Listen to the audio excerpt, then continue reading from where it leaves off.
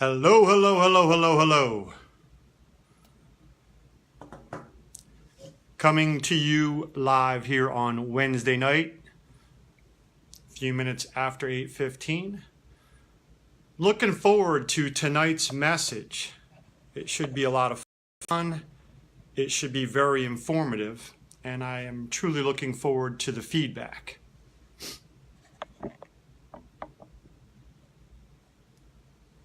So we'll wait just a few minutes.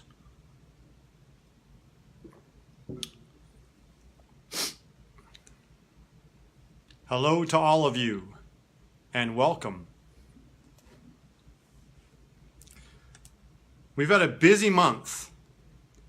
A lot of great information, a lot of great feedback, and I'll say it a few more times, but I thank all of you for your participation, not just watching, but commenting and sharing the messages, because the last 4 weeks have been, for me,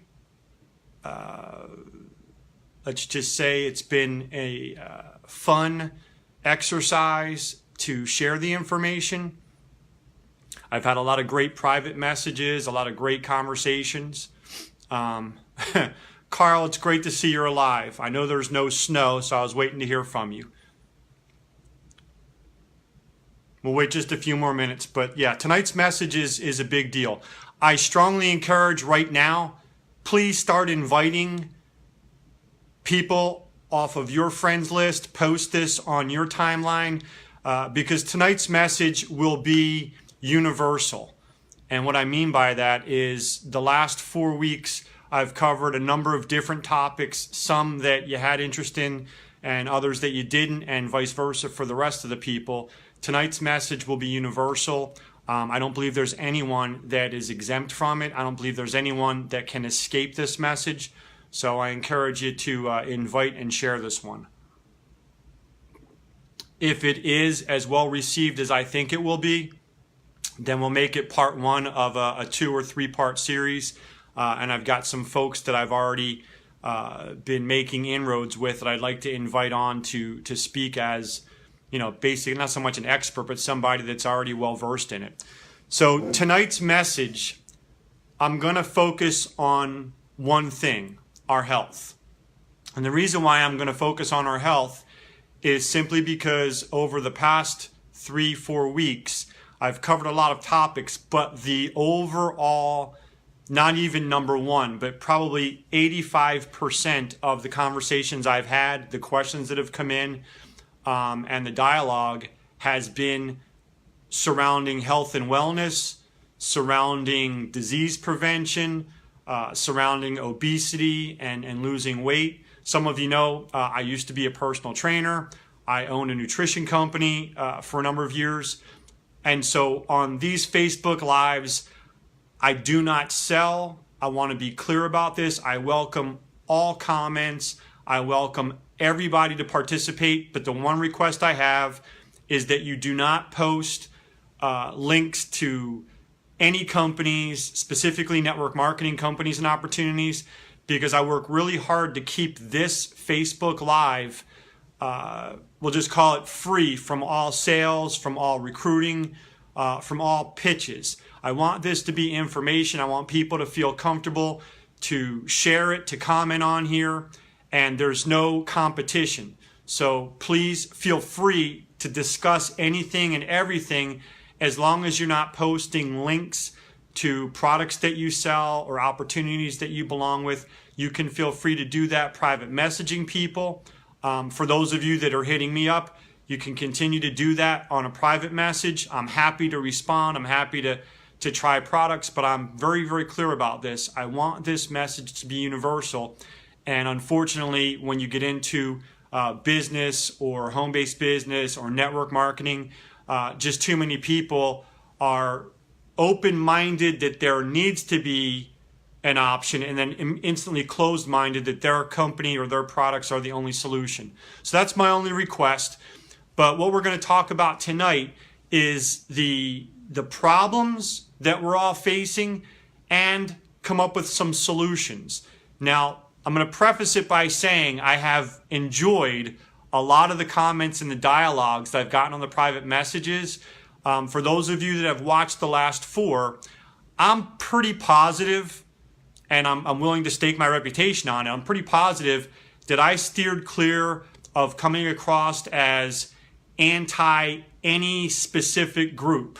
Yet I have been accused of being conservative, anti-democrat, anti-liberal, and racist from various people. So I welcome anybody that can legitimately say, hey, this is what you did that caused it.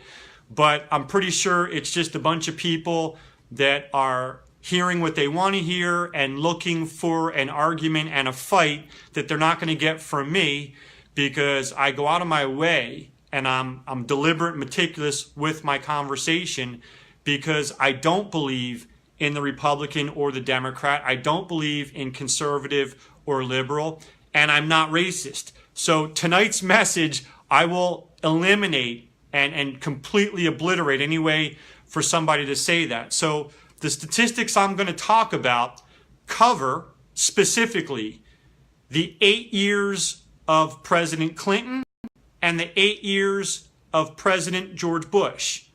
I, on purpose, am doing those 16 years because they encompass 8 Republican and 8 Democrat, and I have on purpose not included President Obama, so you can't accuse me of being a racist because Clinton and Bush were both white guys. So that being said, that's the foundation for the information I'm going to put out there. But what we're going to talk about is the fact that you and I, as average people, we are not the cause, nor are we responsible for the lack of healthy options and choices when it comes to food. We are not responsible for the lack of understanding and awareness of how to eat healthy, and more importantly, how to eat so that we can eliminate disease. You can't use the word cure, but there is a very, very legitimate science behind healthy eating and disease prevention and the elimination of a disease that you might have, meaning food as medicine. It goes back to the ancient days, and it was all through our history, but we are now living in a really messed up society where large corporations run everything. And what I'm going to talk about right now is 100% factual. This is why I say that you can't argue with me as a conspiracy theorist, because I don't subscribe to conspiracy theories. I don't promote conspiracy theories. I do a tremendous amount of research, and then I state facts, and I ask all of you to go do your own research, because I'm not here to convince you of anything. I'm just here to present information and say, please think, because I know there are solutions, and I know that collectively we can accomplish them. But if we remain divided and uneducated / ignorant, then we stay stuck in the same position we're in right now.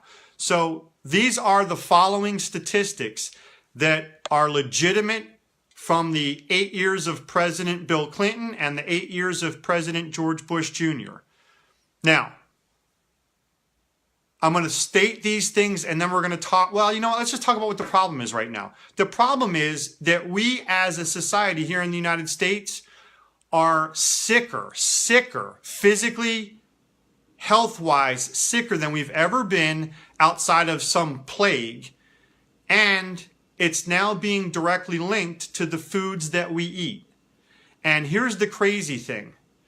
We have one option. We can remain closed off and ignorant. And there is an option that I want people to understand, I recognize.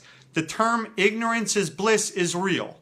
There are many days that I say to myself, Jesus, if I didn't know all this stuff, would I be happier?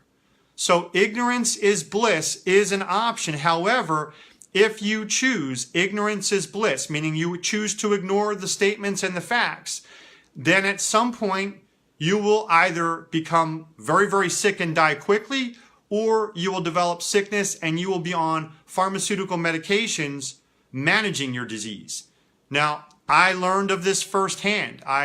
Back in 2008, when I was living in Michigan, and some of you know this story firsthand, used to eat a lot of crappy food. I was very health conscious and health aware, but I'm not a radical. I had the capacity to go through phases of just cheating on it. And it's because I was overall relatively a healthy eater.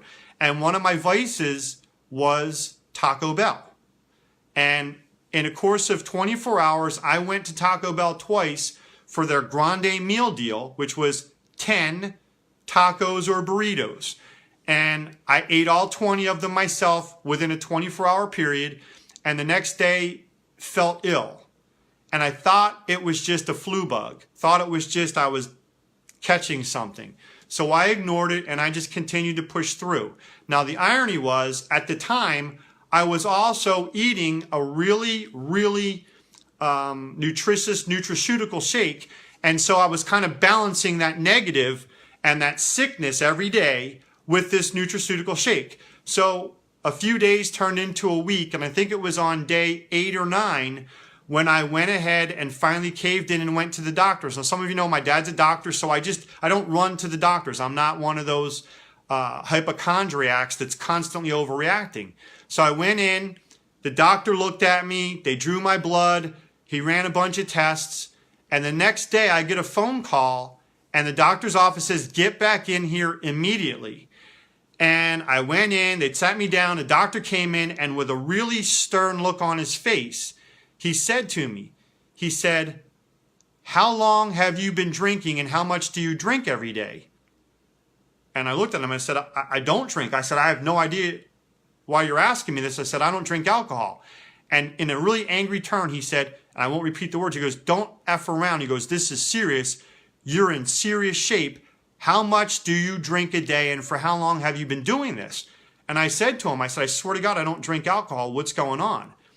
I had the blood chemistry of a rock gut alcoholic. That's how messed up my system was. What happened was and then they did further tests and it took another day or two to get all the answers. But what happened was from the 20 tacos that I ate from Taco Bell within 24 hours, I had developed food poisoning because, as they say, there is an acceptable amount of E. coli in that food.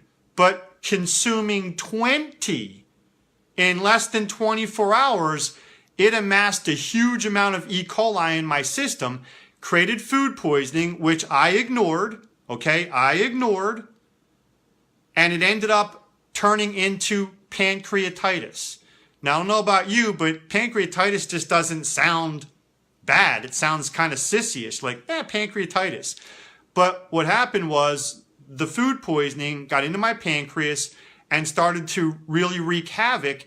And I was messed up for about 3 months. They had to put me on heavy medications. Bottom line, what I'm trying to say right now is that's a reality for a lot of people. Now, I had a real bad case of it, but that's what happens when you eat 20 tacos within 24 hours.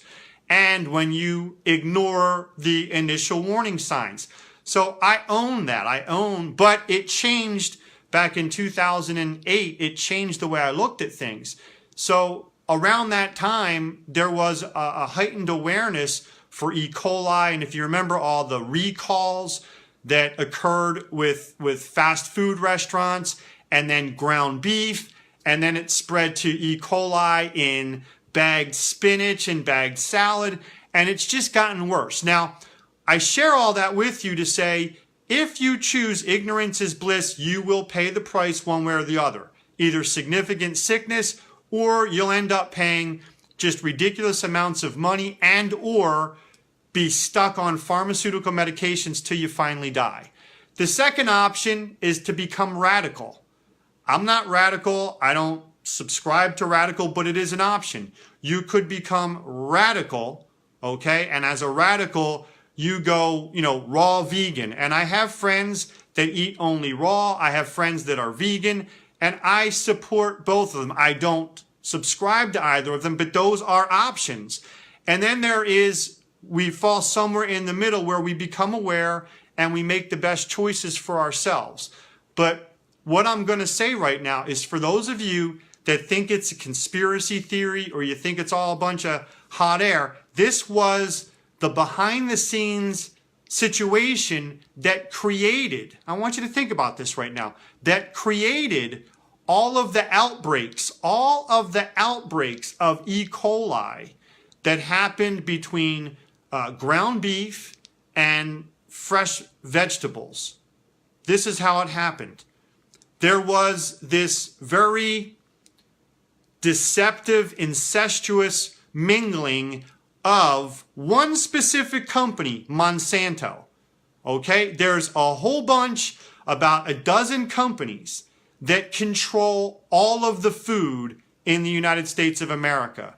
Less than a dozen. I want to say it's 11, but just say a dozen that control all of the food. Now think about, go through a grocery store and look at all the names of all the different food companies, and it all stems back to a dozen. And those dozen control everything. And here's why it stems back to the dozen. And I'm going to talk specifically about Monsanto, because Monsanto is a chemical company that created, okay, they created a GMO corn and a GMO soybean. And what happened was they used that GMO to infect, and I'm using the word infect, to infect all of agriculture and farming. And here's what happened. Here's what happened. Monsanto got control of the food chain from seed to supermarket. And it doesn't matter whether you still eat meat or you've gone vegan, because almost, not all, but almost, they say 75% or more of all of the vegetables that are grown in the United States of America have traces back to Monsanto because of the cross-pollination. So it's not even where you have the option to say, well, I won't eat beef because it's in the grains, it's in the vegetables, it's in all of the food supply that we have. But let's talk about the deceptive, incestuous commingling of corporate America and our government. Feel free to watch this over and over and check on my statistics. The chief of staff at the USDA, the United States Department of Agriculture, was the former chief lobbyist to the beef industry in Washington, D.C. This was under President George Bush. The head of the FDA, Food and Drug Administration, was the former executive VP of the National Food Processors Association. Feel free to do your research. You can find the name if you would like. But these are stats, and I wouldn't do the video if I couldn't document these things. These federal regulatory agencies are being controlled by former heads of the companies that they were created to watch over. I want to say that again. The federal regulatory agencies, okay, were created to watch over food industries. And they're now being run by former executives of those companies that they were designed to be watching over and regulating. Does anyone besides me see the problem, the conflict of interest? That's what has gone on for decades now. Now I'm going to get specific. In 1972, the FDA conducted approximately 50,000 food safety inspections. 1972, the FDA had over about 50,000 food safety instructions. And then in 2006, decades later, what has happened to our population? It's grown. What has happened to the industries? They've grown. Yet, the FDA conducted just slightly more than 9,000 inspections. So how does it go from 50,000 down to less than 1/5 when we've grown exponentially over those next 3 decades? That's what the results, okay? That's what the results of having former executives of companies running the regulatory agencies created to watch over those companies. So for those of you that go, oh, you're just a conspiracy theorist, or oh, you just like stirring the pot, that's the reality. It's the fox watching the hen house. And we wonder why people have become increasingly sick, why our food supply has become increasingly polluted, corrupted, and toxic. Now, where did it begin with? I mentioned the company Monsanto, and I'm going to give you some Monsanto statistics here. Monsanto was given the green light blessing to prevent farmers from saving their seeds, their pure, uncorrupted, unadulterated seeds to replant.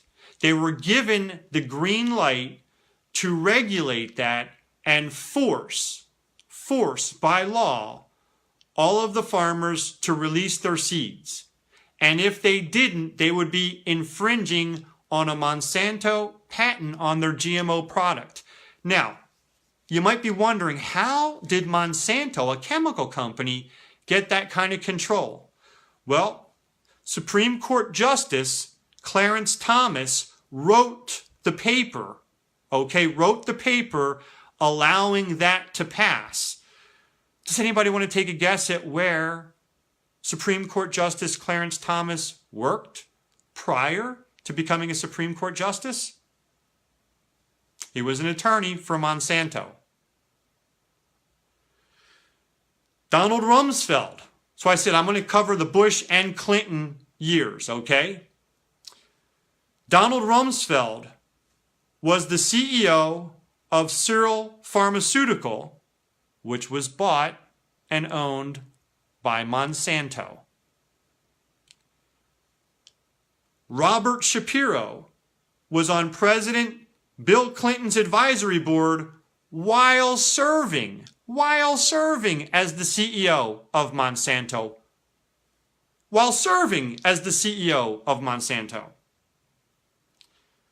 Wendell Murphy, senator in North Carolina, has been on the board of directors for the Smithfield Company that produces meat. When you do your research on him, you'll see the significance of that.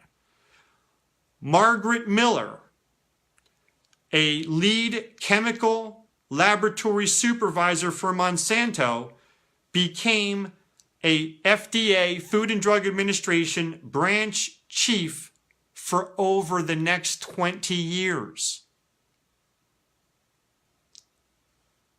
Linda Fisher was the vice president for government and public affairs at Monsanto, and then became the deputy administrator for the EPA, the Environmental Protection Agency. Anybody seeing a conflict of interest here? Michael Taylor was a corporate lawyer for Monsanto. He then became the FDA, Food and Drug Administration's deputy policy commissioner, and then he retired and went back to being a lawyer for Monsanto when he was done doing what he needed to do. Folks, that's it for my statistics right now. We're going to talk about some other stuff. But I needed this to be a foundation, some groundwork, so that you understand the gravity. Okay, this is not just about losing weight on a weight loss program. This is not just about saying, I don't want to eat meat because it's cruelty to animals. That's fine. I'm not here to tell people what or what not to do, but it's deeper than an animal rights issue. See, this is part of the problem. The special interest groups, the lobbyists, the activists have all been so narrow in their scope that they miss the big picture. Now, I'm going to be very honest with you. You all will have the chance to speak with authenticity and transparency if you choose, but I'm going to. I have never supported the majority of the activists out there because I didn't agree with their laser their laser focused scope, meaning I don't kill animals, but I don't go crazy over animal cruelty to the point where I wouldn't eat meat. I'm not judging people that do, I'm just saying I didn't. So when the people ran around and they were talking about cruelty to animals, my answer was, I don't hunt. I don't even fish. So I'm not killing, Bambi. I'm not killing rabbits. I'm not fishing. So I'm not destroying the population of any of those areas. I just never subscribed to the activity or the activist. I understood vegans when they would talk about how but again, it wasn't resonating with me, so it just went over my head. But when you talk about the fact that the majority of our population in society is eating food completely unaware that it has been deliberately destroyed, deliberately tainted, and that now we have no options. We don't have alternatives. See, exactly. Flipper. Like, I ate tuna fish because it didn't resonate with me that dolphins were being caught in the nets. I'm not saying I was right. I'm just saying it didn't resonate with me. But see, now, this last decade, and specifically these last couple of years where I've decided I'm not going to sit quietly and I'm not going to have just quiet private conversations, now I want people to understand it's not just enough for you to say, well, I'm going to choose to be a vegetarian, because here's the problem. And again, if people like this message, we can go deeper.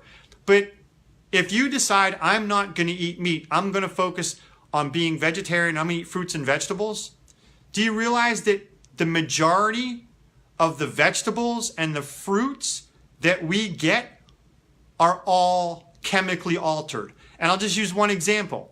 Tomatoes. Tomatoes used to be a seasonal product. If you understand what I mean by that, there were times during the year that you didn't have access to tomatoes depending on where you lived in the country.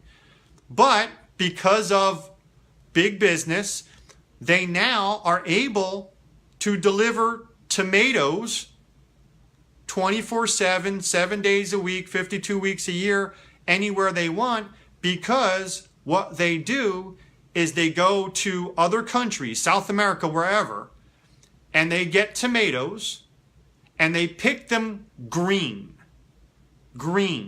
not ripe, not ready to eat, green.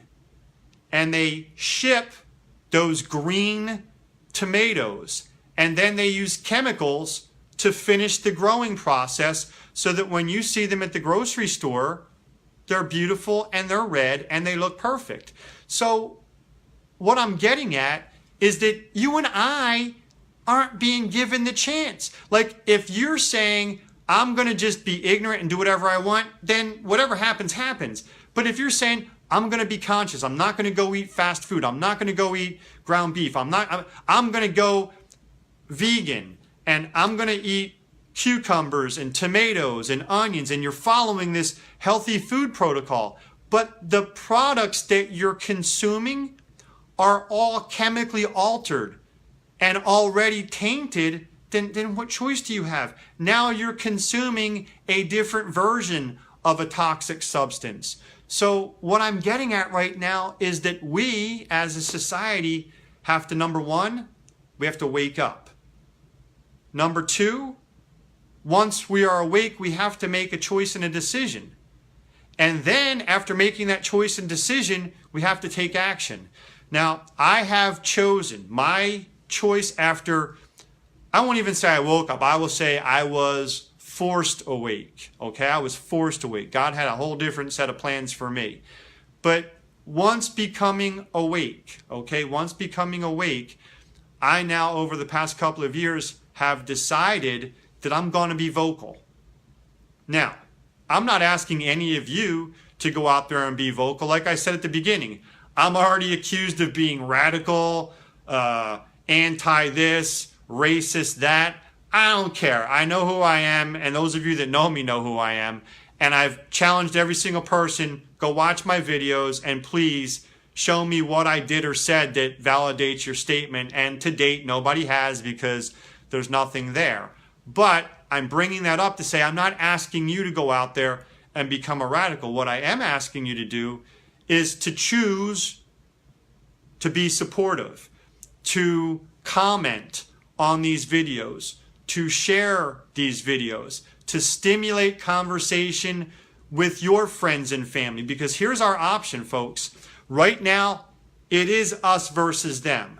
I specifically went after the 8 years of Bush and the 8 years of Clinton to show I'm bipartisan. I'm not pro or anti-Democrat or Republican, liberal or conservative. And that's 16 years of a white president, so you can't call me about being racist because I left President Obama's 8 years out. But I want you all to make the decision that you understand it is us versus them. It's the small minority, the elite, which is the government officials, it is the Congress, it is the heads of all of the government departments that were designed to protect us. It is the top executives at these, dozen, let's say 50 corporations that run the world. They all have the control. But here's the good news. We have the power. Does anybody want to tell me by responding, how is it that we have the power? Because they have the control right now. They control everything. And they've been controlling it for decades. And the more they keep us divided and aggressively, at odds and confrontational with each other, if they keep us divided and confrontational, then they continue to win. Okay, Ronnie Adams says vote, but you got to be more specific, because I'm not talking about in elections. How Ronnie, can we vote and make a difference? Cecil, yes, by speaking up, but more specifically, how do we as the population take back the power? Because vote is the answer, but it's not voting in elections, because they've already shown that they will rig the results and or rig the system. And rather than spend more time, here's the answer. We can take back the power and remove their control by voting with our dollars. We vote with our dollars as much as we vote in the polls. There you go. Gilbert got it. We vote with our money. Now, the reason I say that is we have the control through that power of where we spend our money. However, if we remain ignorant, if we remain asleep, if we remain divided and confrontational with each other, then it will never work, because we need the masses. We need the masses to make those decisions. Now, I started off this Facebook Live saying I do not want anyone. I will delete posts if you are promoting your own products, your own supplements, or some type of a network marketing company, because this is not the platform for that. If, however, you would like to private message me, I will have dialogues, I will review products, I will sample products, but I want to be clear about this. I want to be really clear about this. I no longer believe the answer is in supplements, because supplements does not solve the problem. Our problem is the tainted, polluted, corrupted food supply, from the seeds to the soil, to the vegetables grown in the soil, to the chickens and the beef. I mean, here's another statistic for you. Whether you like Tyson or you like Purdue, okay? Whether you like Tyson or Purdue, here's the sad reality. Over 80% of the chicken market, okay, the poultry market, is controlled by 4 companies. 4 companies. Over 75% of the beef and the meat industry is controlled by 4 companies. 4 companies control over 75% of all beef. 4 companies control over 80% of all poultry. Now, here's the reality. This is the crazy part. When they grow chickens, it used to take 3 months. Okay, it used to take 3 months, 90 days to grow a chicken from hatched to the slaughterhouse. Today, they can grow chickens 2.5 times bigger, so twice as large, in half the time, 6 weeks, 42 days. So you tell me, how are they growing a chicken? How are they growing a chicken twice as big in less than half the time? Any guesses? Chemicals. And then we eat the chicken and we ingest the chemicals. When it comes to beef, 2-3 decades ago, there were thousands of slaughterhouses. Today, there are 1 dozen slaughterhouses that process all of the beef. They have shown that if you were to eat a hamburger, think about what I'm saying. If you were to eat a hamburger, there would be parts of more than 1,000 cows, in a single hamburger, because all of the cattle that are raised all over the country end up in one of 12 slaughterhouses. Does that bother anyone else that a single hamburger, a single quarter-pound hamburger, would have parts from more than 1,000 cows?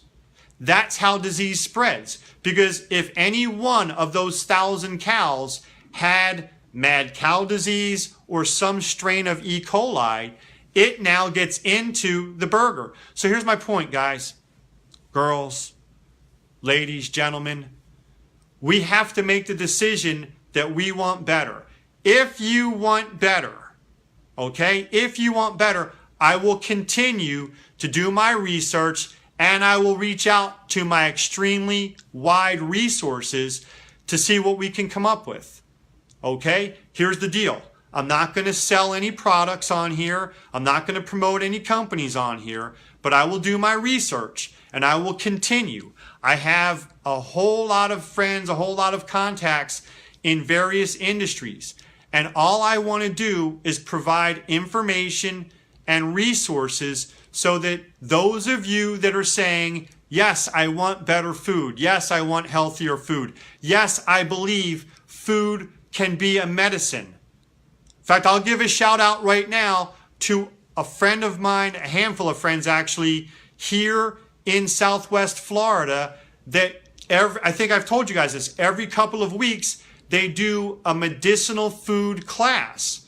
It's a 4-hour class that I've attended many times, and I've spoken with them hundreds of times because they're experts. They have shown and they document that they can eliminate disease with specific food protocols. They believe that the best answer is using a Vitamix blender and creating healthy smoothies.